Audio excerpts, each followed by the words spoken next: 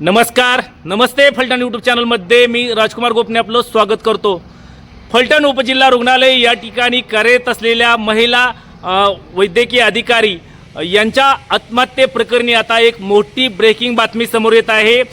या प्रकरणामधील जे संशयित आरोपी फलटण ग्रामीण पोलीस स्टेशनचे उपनिरीक्षक गोपाळ बदने यांना आज पोलीस सेवेमधून बडतर्फ करण्यात आल्याचा आदेश प्राप्त झाला आहे. जिल्हा पोलीस प्रमुख तुषार दोशी यांनी नुकताच हा आदेश माध्यमांना दिला आहे. माध्यमांकडे याबाबतची माहिती देण्यात आली आहे.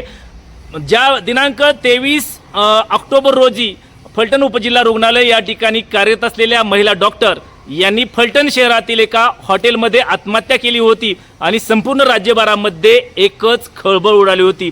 यावेळेस त्या महिला वैद्यकीय अधिकारी यांच्या हातावरती 2 संशयित आरोपींची नावे लिहिण्यात आली होती आणि यामध्ये फलटण ग्रामीण पोलीस स्टेशनचे उपनिरीक्षक गोपाळ बदने यांनी 4 वेळा लैंगिक अत्याचार केल्याचं, त्याचबरोबर दुसरे संशयित आरोपी प्रशांत बनकर यांनी मानसिक व शारीरिक छळ केल्याचं या सुसाईड नोटमध्ये हातावरती लिहिण्यात आलं होतं. यावरून या दोन्ही संशयित आरोपींना अटक करण्यात आली होती. दिनांक 24 ऑक्टोबर रोजी रात्री संध्याकाळी उशिरा प्रशांत बनकर यांना अटक करण्यात आली होती. तर दिनांक 25 ऑक्टोबर रोजी रात्री 11च्या सुमारास उपनिरीक्षक गोपाळ बदने यांना या ठिकाणी अटक करण्यात आली होती.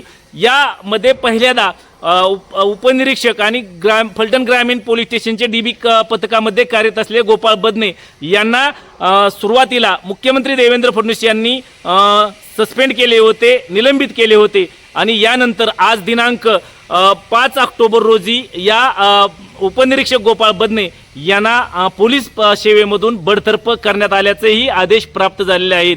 आजच्या व्हिडिओमध्ये इथेच थांबण्यापूर्वी आपण जर आमच्या नमस्ते फलटण यूट्यूब चॅनलवरती पहिल्यांदा असाल तर आमचे नमस्ते फलटण यूट्यूब चॅनल सबस्क्राईब करा, बेल आयकॉन दाबा, जेणेकरून नवनवीन व्हिडिओ लवकरात लवकर थेट तुमच्यापर्यंत पोहोचतील. व्हिडिओ आवडल्यास लाईक आणि शेअर करा.